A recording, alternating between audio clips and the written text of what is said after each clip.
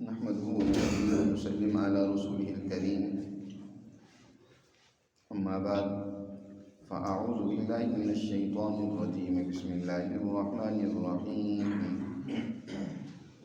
يا أيها الذين آمنوا إذا لقيتم الذين كفروا زحفا فلا تولوهم الأدبار ومن يولهم يومئذ دبره إلا متحرفا لقتال أو متحيزا إلى فئة فقد باء بغضب من الله ومأواه جهنم وبئس المصير.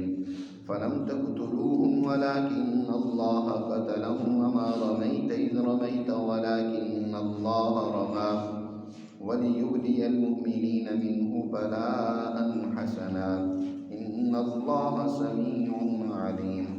ذلكم وأن الله موهن كيد الكافرين.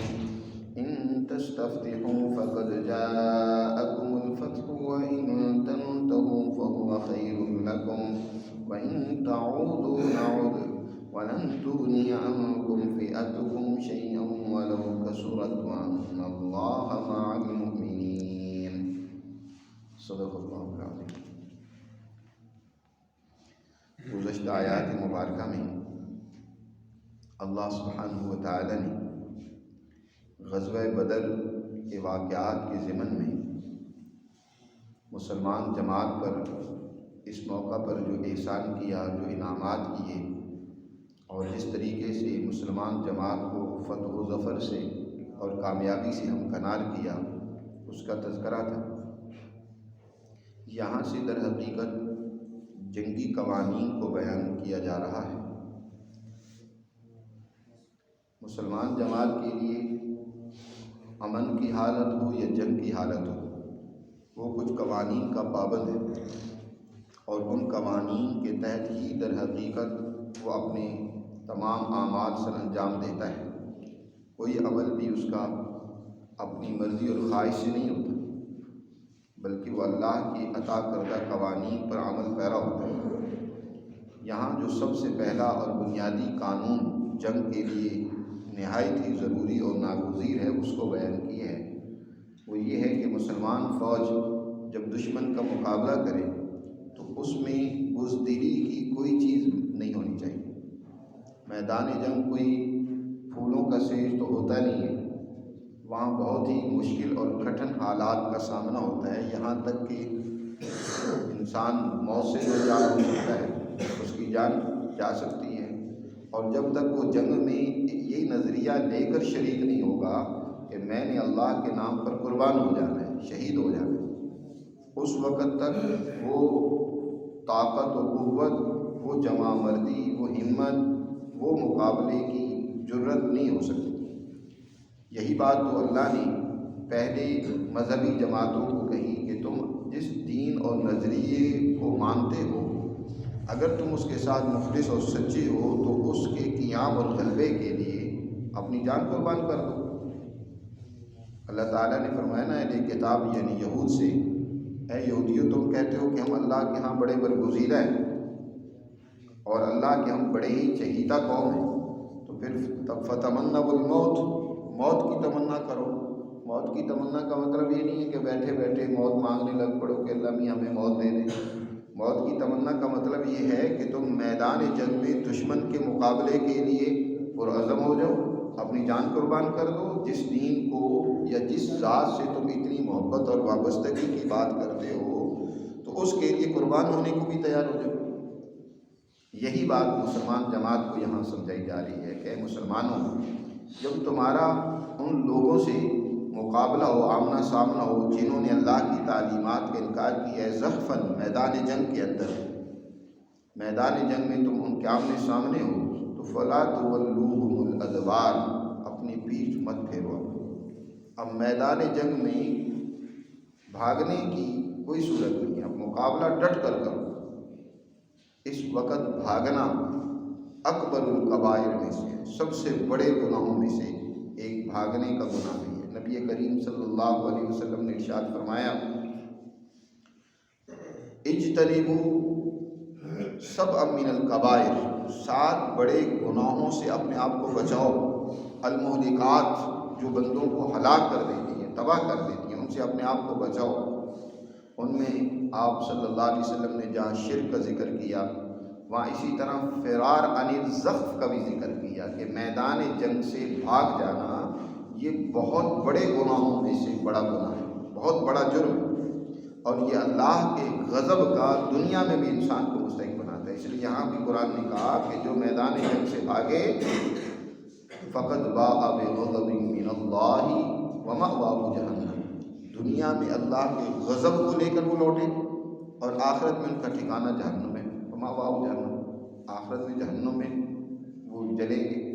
تو دنیا کے اندر وہ قوم غضب الہی کا شکار ہوتی ہے، اس لیے کہ ایک جب میدان جنگ سے فوجی بھاگتا ہے تو اکیلا نہیں بھاگتا، اس کے بھاگنے سے باقی فوج کے اندر بزدلی پیدا ہو جاتی ہے، وہ بھی بھاگنے کی فکر بھی لگ جاتی ہے، اور پھر فوج کا بھاگنا، میدان جنگ چھوڑ دینا، یہ صرف فوج کا میدان جنگ نہیں چھوڑنا، پوری قوم کو تباہی میں مبتلا کرنا ہوتا ہے کہ اس کی وجہ سے پوری قوم مصیبت میں مبتلا ہو جائے گی۔ اس لیے اگر تمہاری یہاں جان چلی جائے تو کوئی حرج کی بات نہیں ہے، پورے جمع مردی ہمت کے ساتھ، یہ جنگ کا گویا کہ بنیادی اور پہلا اصول ہے کہ میدان جنگ کو نہیں چھوڑنا۔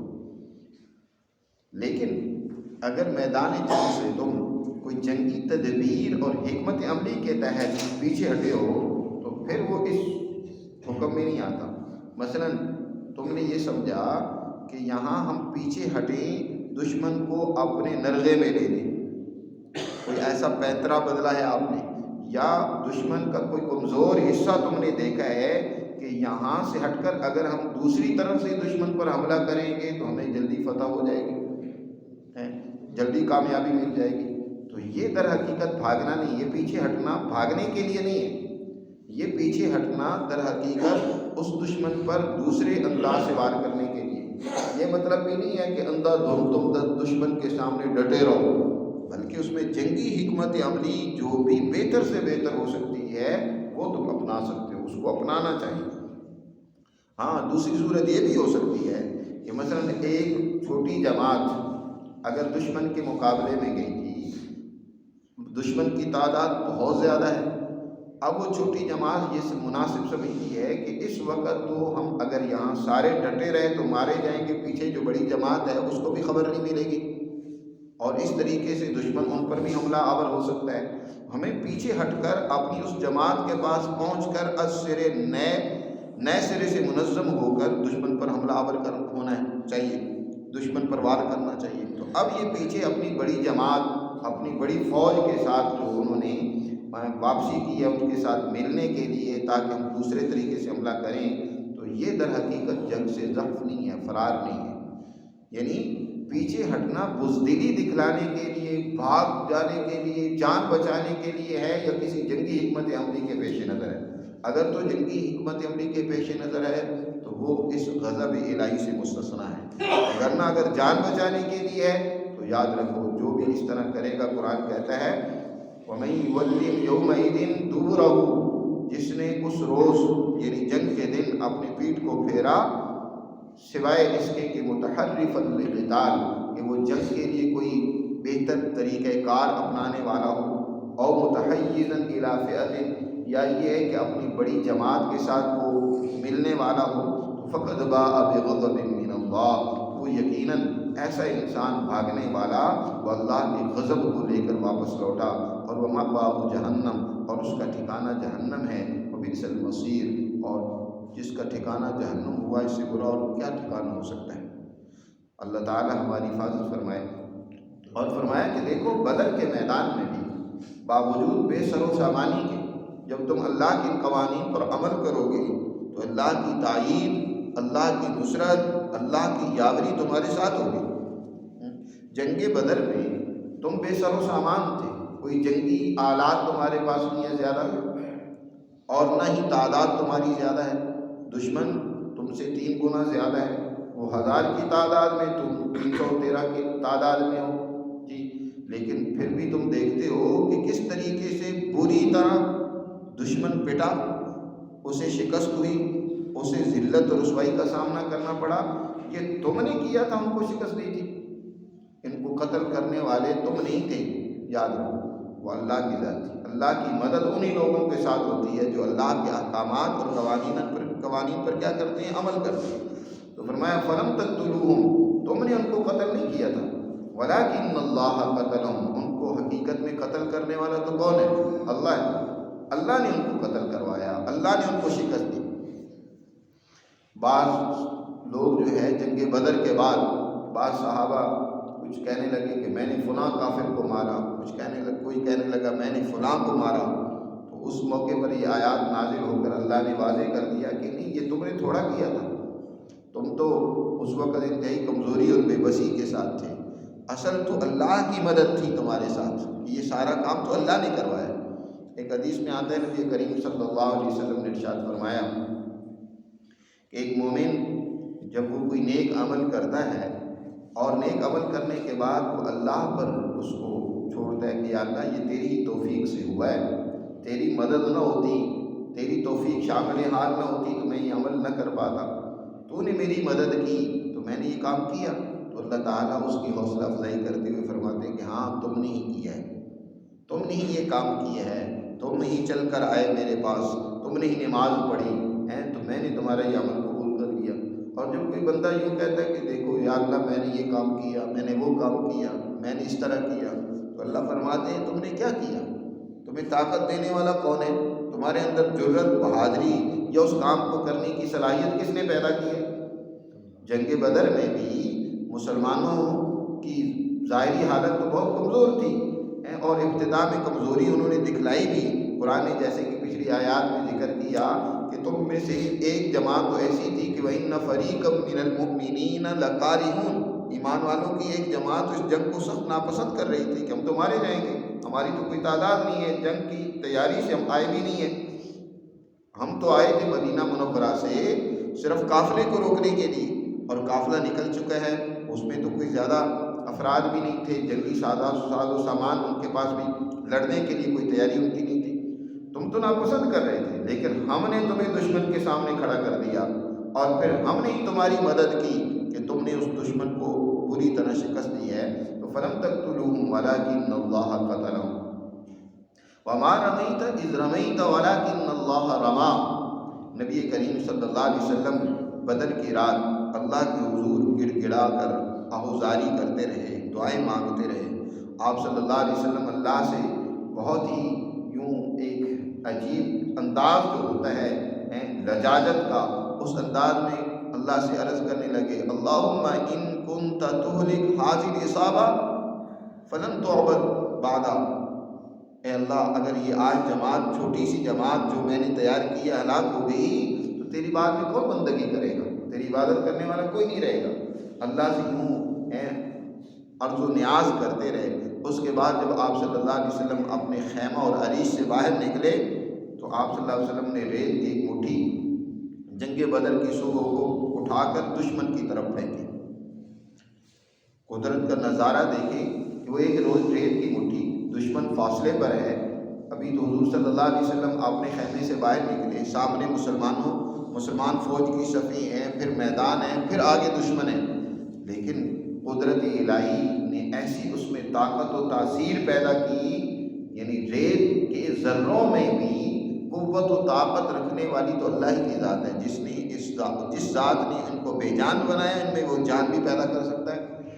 اب حضور نے وہ ایک مٹھی ریت کی کیا پھینکی کہ وہ دشمن کے ہر فوجی کے آنکھ میں جا کر لگی اور اس کی آنکھ میں سوزش پیدا کر دی، وہ آنکھیں ملنے لگ پڑے، ان پر عجیب سی حالت طاری ہوگی، بزدلی کی حالت پیدا ہوگی کہ یہ کیا ہمارے ساتھ ہو گیا۔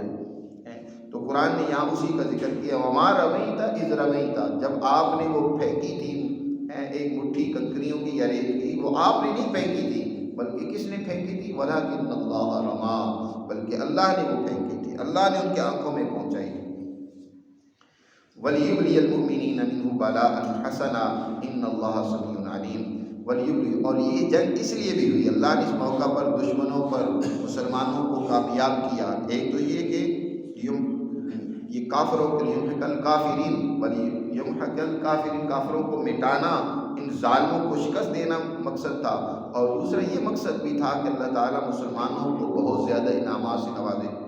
یہاں لیوبلیہ بمانے لیوتیہ کی ہے کہ لیُؤْتِیَ الْمُؤْمِنِینَ مِنْهُ بَلَاءً حَسَنًا، یعنی عطاءً حسنا، اللہ تعالیٰ نے بہت زیادہ اچھا بدلہ عطا فرمائے، مال غنیمت کی صورت میں، کامیابی اور نصرت کی صورت میں اللہ تعالیٰ نے نوازے۔ ان اللہ سمیع علیم، بے شک اللہ تعالیٰ سب کی سننے والا اور سب کچھ جاننے والا ہے۔ ذالکم وان اللہ موہن کید الکافرین، اور ہم نے کہا کہ یہ دیکھو، یہ تو اللہ نے تمہیں اس موقع پر کامیابی اور نصرت دی ہے، اور مستقبل میں بھی اللہ ظالموں اور کافروں کے جو مخفی تدبیریں اور داؤ پیچ ہوں گے ان کو کمزور کرے گا۔ وہ اب تمہارے خلاف کوئی زیادہ منظم انداز سے جنگ نہیں کر سکیں گے۔ موہینوں کئی دل کافرین، کافروں کی یہ داؤ پیچ جو ہیں، یہ ان کی تدبیریں جو ہیں، یہ ناکام ہوگی، اور اللہ تعالیٰ آئندہ بھی تمہیں کامیابی عطا کرے گا۔ ان تستفتحوا فقد جاءکم الفتح، اگر تم فتح کی دعائیں مانگ رہے تھے تو اے کافرو، لو تمہارے پاس فتح آ چکی ہے۔ اس جنگ میں جب قریش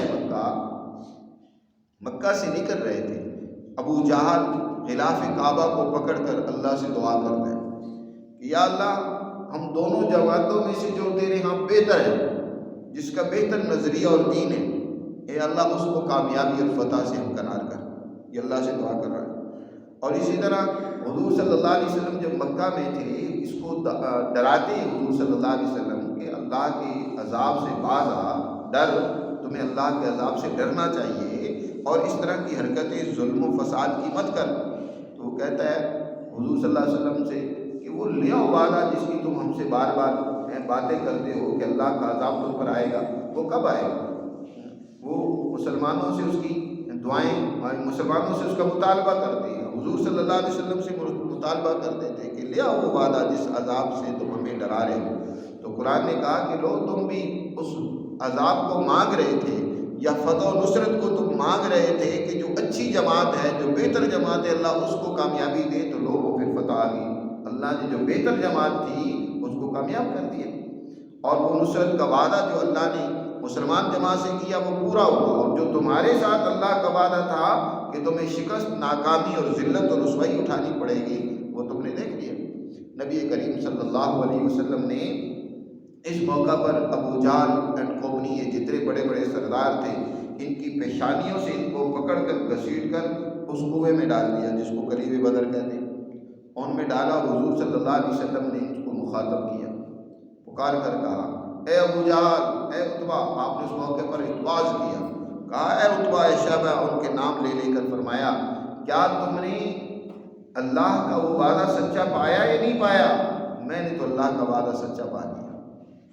اللہ نے ابتدائی صورت میں نازل کر کے یہ حکم دے دیا تھا، فرما دیا تھا کہ لنسفعن بالناصیہ، تم بھی اپنے لشکر اکٹھے کر لو، ہم بھی اپنا لشکر اکٹھا کر رہے ہیں، اور ہم تمہیں پیشانیوں سے گھسیٹ کر پکڑ کر کیا ہے جہنم میں ڈالیں گے۔ لنسفعن بالناصیہ، ناصیۃ کاذبہ، ہم تمہیں تمہاری پیشانیوں سے کھینچیں گے، پکڑیں گے۔ اور وہی اللہ کے اس لشکر نے، یعنی مسلمان لشکر اور جماعت نے ان ظالموں کو پکڑا اور پھر اس کنویں میں ڈالا۔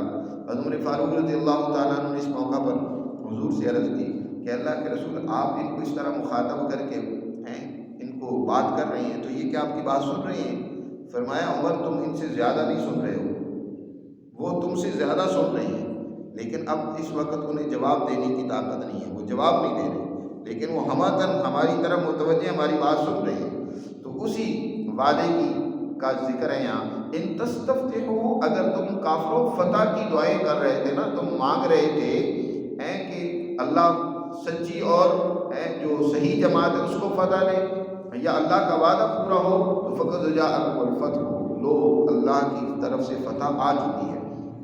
وَإِن تَنْتَهُوا فَهُوَ خَيْرٌ لَكُمْ، اگر تم اب بھی باز آ جاؤ تو تمہارے لیے بہتر ہے۔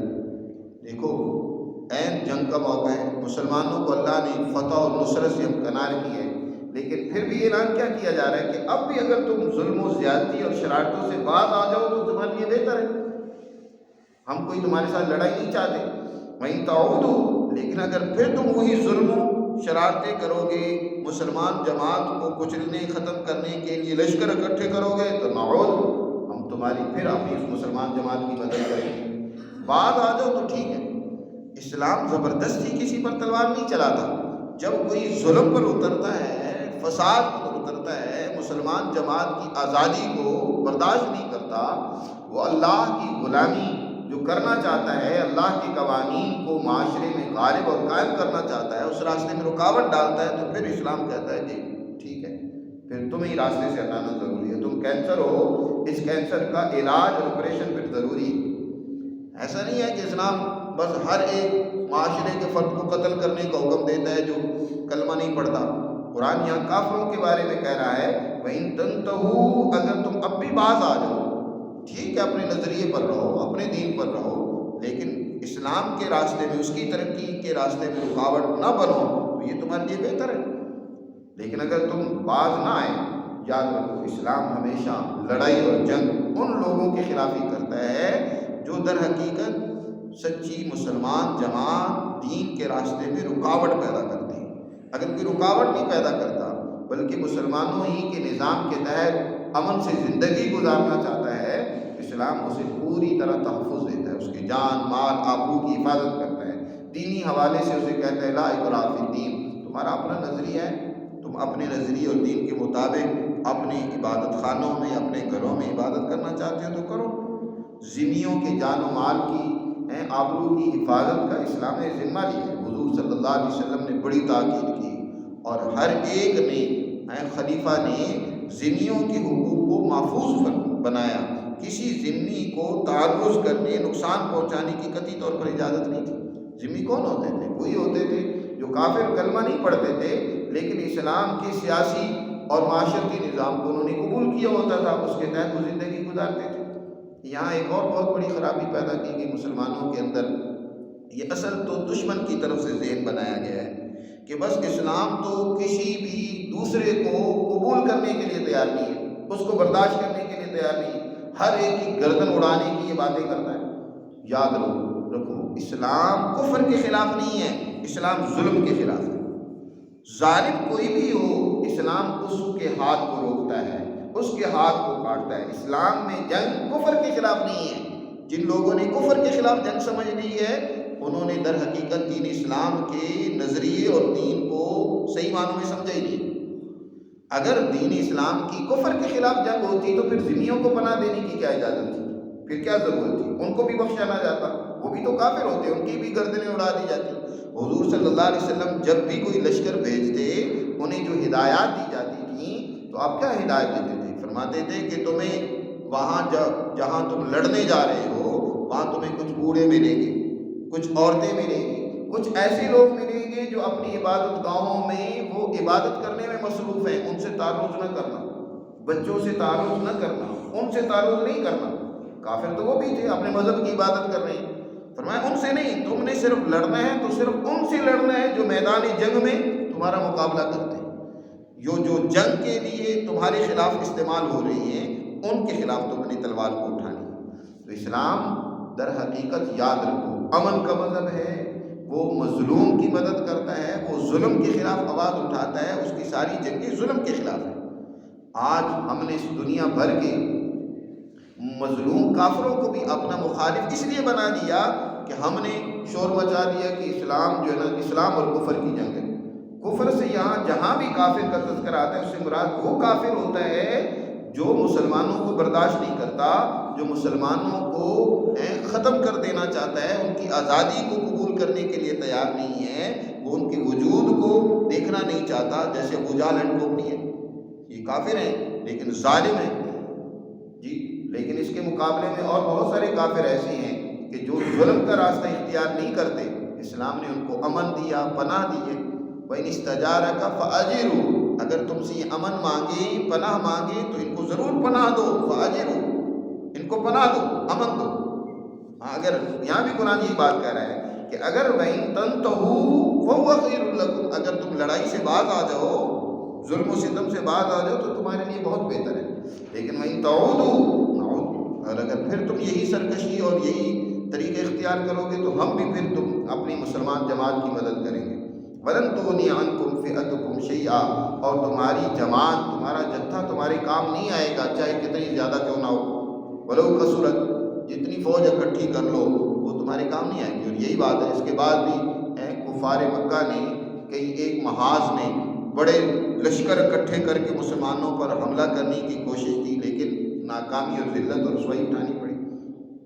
وَأَنَّ اللَّهَ مَعَ الْمُؤْمِنِينَ، اور اللہ کی یاد رکھو کہ بے شک اللہ کی تائید و نصرت کن کے ساتھ ہوتی ہے؟ سچی ایمان والی جماعت کے ساتھ، جس کا نظریہ درست ہو، جس کا عمل ٹھیک ہو۔ آج مسلمان ناکام ہیں اس لیے کہ سوچ اور نظریے انہوں نے اپنا ختم کر دیا، اور پھر دین اسلام کے ساتھ وابستگی کیا ہے؟ بس رسم کے درجے کی رہ گئی ہے۔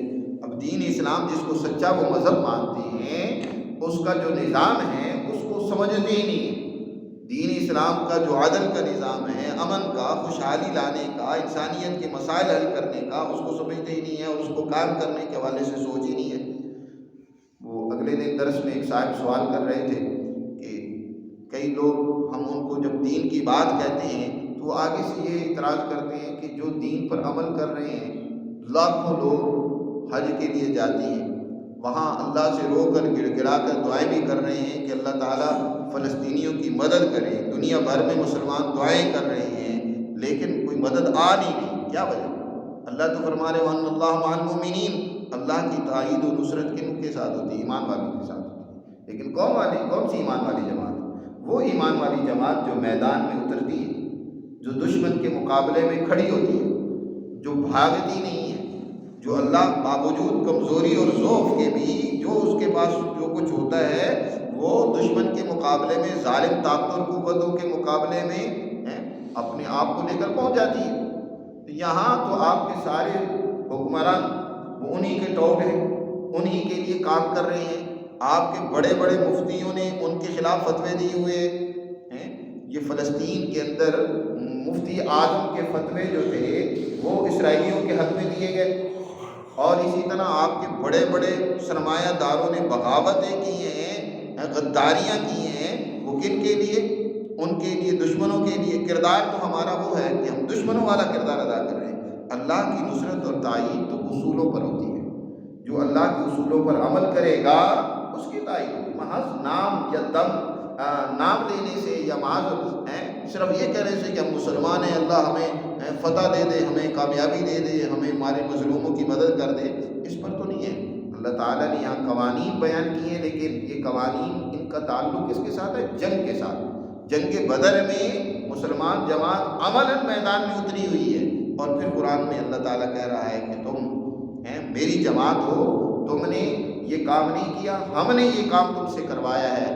اور اللہ کی تائید و نصرت ایسی ایمان والی جماعت، المؤمنین کی شروع میں الف لام تعریف کا ہے، اس سے مراد ایسی ایمان والی جماعت جیسی جماعت نبی کریم صلی اللہ علیہ وسلم کے ساتھ یہاں میدان میں اتری ہے۔ جو ایسی جماعت ہوتی ہے تو پھر اللہ ان کی نصرت کرتا ہے، ان کی مدد کرتا ہے، اللہ ان کے ساتھ ہوتا ہے۔ اللہ ہمیں سمجھ نصیب فرمائے، سچا مسلمان بننے کی توفیق دے، اور قرآن جو اپنے احکامات اور اپنا نظریہ ہمیں دیتا ہے اسے سمجھ کر اپنے معاشروں میں قائم اور غالب کرنے کی